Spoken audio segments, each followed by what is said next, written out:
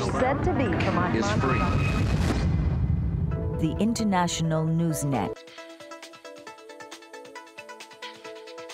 Hello everyone, my name is Daniel Sunjata. I'm a working actor here in the city of New York, and I am from Chicago. I'm here today to host this panel on encroachments on the Fourth Amendment in post-9/11 America. And I have to say I'm very, very proud to be sharing the stage with four great minds today. I'm looking forward to the conversation that's about to take place. The Fourth Amendment restricts the government's ability to get into your personal information, but nothing restricts the ability of corporations to get into your personal information. Once you let armed forces preempt war, you can let cops on the beat, you can let anybody, any one of what the Soviets used to call organs of state security, outstrip their mandates and preempt whatever it is that they think they can preempt. So all of the Bill of Rights, including our Geneva Conventions that are the supreme law of the land, they've been said that they don't apply anymore. The bombing of the Israeli embassy in London in 1994. Now, in this case, 2 Palestinian students were arrested, and they were tried and convicted and sentenced to 20 years in prison each for conspiring to cause this explosion. And yet MI5 had information that Mossad, the Israeli intelligence agency, had actually bombed its own embassy. The only good thing about having 200,000 contractors armed to the teeth out in Iraq and Afghanistan is that they're not here.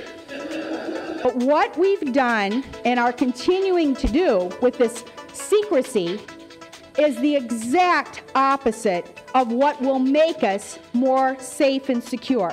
Some of our police forces are buying military-style drones to fly in the British skies to spy on us as we go about our daily business. When you start looking at how our government is defining potential domestic terrorists based not on their actions, but on the things in which they are interested and the intellectual topics that they pursue and educate themselves on, then where would you go to get that information? Well, you would probably go to the search engines, you would probably go to Facebook, you would probably go to the internet and see where people are revealing their information.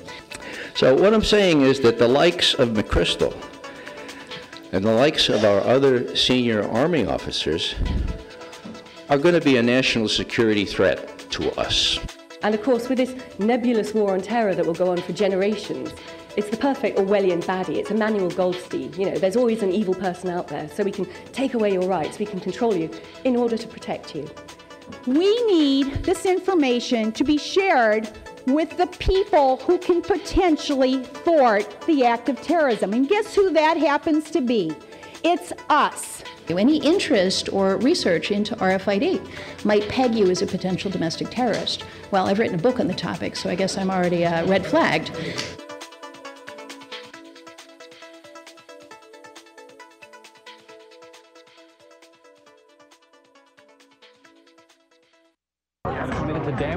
The message said to be from our is free. The International Newsnet. This panel will shine light into the archives of and future plans for the management of our global society. What some have called the New World Order. Let's not be overly conspiratorial, but let's remain on the lookout for the men behind the curtain. When 9/11 came, things started to look a little odd out there, a little different. It wasn't like the bastards of Bastogne fighting the Nazis. It wasn't quite something you could document that had cohesiveness to it. Conspiracy theory. Think about that. Conspiracy theory functions as a most effective cudgel against anyone who tries even to discuss a certain range of stories, right? Conspiracy theory. You call somebody a conspiracy theorist, and you have very effectively neutralized them. Real-life conspiracies of the saving and loans scandal. U.S. Justice Department prosecutor, quote him, 1,000 conspiracies, most of which we will never be able to prosecute. hedge fund conspiracies, tax haven conspiracies. Every municipality, county, and state government in this country, many federal agencies, payoffs, kickbacks, development contracts, safety inspection violations, money laundering. This whole society is filled with plutocrats, corporations, policymakers, operators, swindlers, who collude in secrecy at the shadowy edge of the law. Now the military and private corporations like SAIC Corp. How many of you have heard of SAIC Corp? This is a private, what I call intelligence company. They've outsourced intelligence activities. I don't trust these private people. They meet regularly. And some of these people are working for the military, some of these people are working for SAIC. They were complaining last night that people don't go out in the streets. Well, you go out in the streets now, and they'll meet you with military weapons, if necessary. The last big protest in Pittsburgh, if you didn't get out of there, you would be deafened for life by the new machines. They've developed them for Iraq, and they're using them in America because we have military government in America. It's going to be very hard to get to that behind-the-curtain story. You need, hopefully, a whistleblower from there, credible, who was there, who on the side wants to talk about what was really going on there. You need more than one of those persons to make sure that independently, that he or she's not just telling you a story. Obviously, you'd want documents, you want facts. You can't speculate. You cannot speculate. CNN said in the United States federal government, there is a super secret agency that controls this shadow government. And the shadow government being a government which was preparing to take over. This was back in 1991. The New York Times ran the story about wireless wiretaps. Other papers may not have. Was that national security, or was it an overreach of government? Were they accumulating too much power for themselves? Are they going too far in the pursuit of security for American citizens by doing that? That is a decision each editor has to make. That dog and pony show that Colin Powell put on before the UN, I mean, I sat there howling and laughing. He'd say, here's a truck. Half hour later, the truck is gone. Whoa! They've got trucks in Iraq. Quick, grab our guns, our missiles. The CIA's drug smuggling. It's a story that was broken by Gary Webb. They said he was saying they deliberately addicted black Americans to crack cocaine to keep them weak. He never said any such thing. And then when the CIA's own Inspector General's report came out a little bit later, he realized, yeah, I got the story wrong. I'd vastly understated it.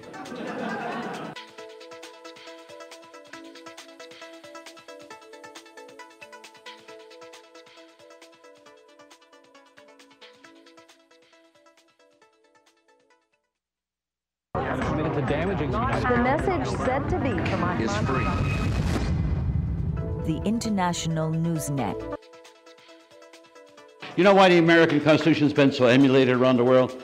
Because it's so easy for the elites to transfer their power from prior systems of governance to the new democratic systems of governance. That's the reason why it's copied.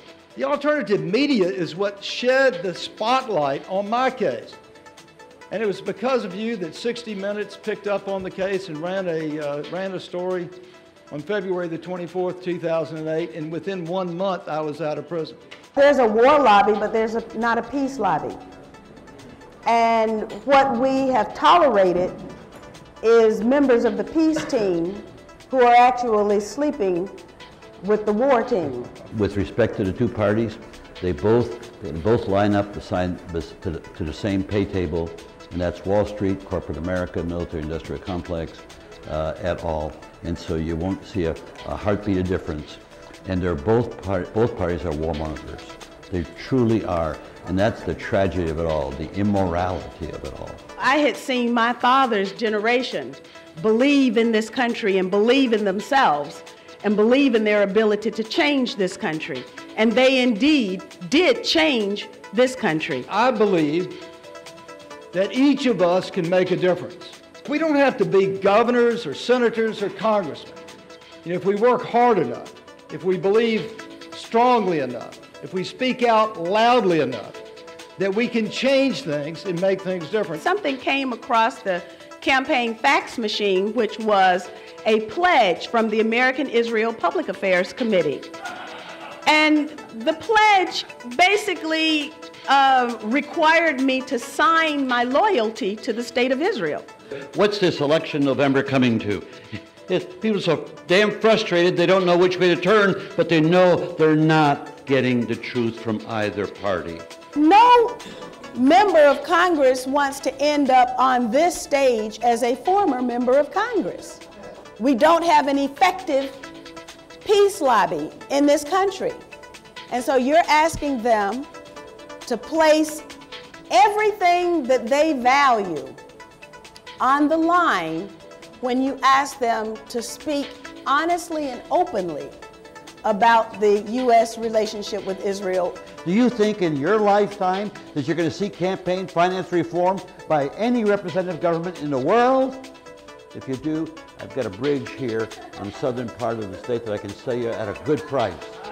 One very insidious way to stop debate and to stop critical analysis has surfaced, and that is, well, you're anti-Semitic. You take polls and you find out that more than 50% of the people in this country don't believe the storyline that was put out by the government. But we know if we properly investigate something and have the resources to do it, that the truth can come out. We are a worldwide constituency, those of us who do not believe the official U.S. government story.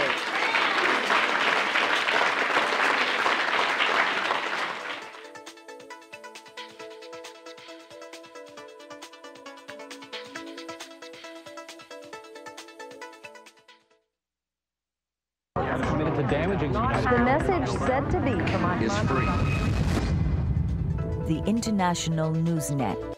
America is 1/6 of the world's population, and we consume 94% of the world's hard drugs. The enemy, if we all think about it for a minute, is a world governed by corporations. But if you went to Germany today and saw a brand new building named after Adolf Hitler, you would know something evil going on in there. But when you see J. Edgar Hoover's name, you don't think that.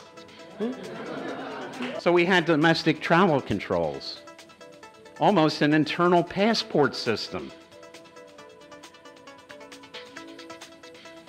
These are psychological preps for introducing fascism in America. That's what it was all about. Chiquita Banana has a very concrete history. They are the primary funders of the death squads in Colombia, specifically the AUS, long listed, by the way, paradoxically, on the State Department's list of terrorist organizations. In 1949, that perhaps LSD could be used to displace violent warfare. In other words, the Army could use chemical warfare, hallucinogenics in place of bombs and weapons, and maybe win wars and run a more capitalistic operation that way, because you don't destroy property, you just destroy minds. This isn't environmentalism anymore. This isn't warm, lefty, feel-good, save the whales, play with the dolphins, pet the penguins stuff. This is save your own ass. James Mattis is on record frequently as stating, "It is a great joy to kill. I take personal pleasure," he stated on the record. In fact, he has instructed his troops and has been cited repeatedly, "Every Iraqi mother should be told that their responsibility is to offer up their sons for us to dispatch." What nobody understood in 1951 was the Sandoz Chemical Company not only was the inventor of synthetic LSD, but they were the sole provider of LSD to the CIA and the United States Army. We cannot and we will never forget the lies that were told here. And I got to tell you that I'm grateful to see all these years after September the 11th, there are this many people this pissed off And as far as the conspiracy stuff, well, I've been blessed. My whole thing has been, my truth don't have to be validated by your ignorance. Now, you call it anything you want to call it.